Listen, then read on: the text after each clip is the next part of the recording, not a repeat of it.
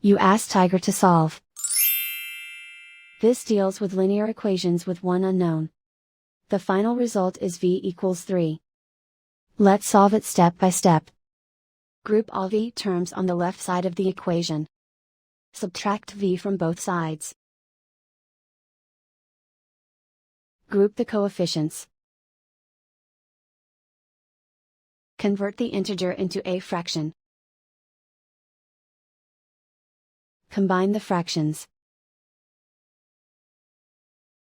Combine the numerators. Group like terms. Simplify the arithmetic. Isolate the v. Multiply both sides by inverse fraction 6 over -5.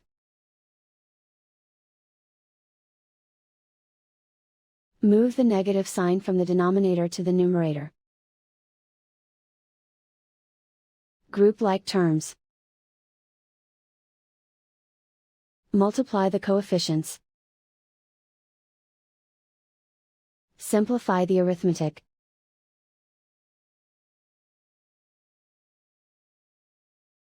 Move the negative sign from the denominator to the numerator. Multiply the fractions. Simplify the arithmetic. And so the final result is v equals 3.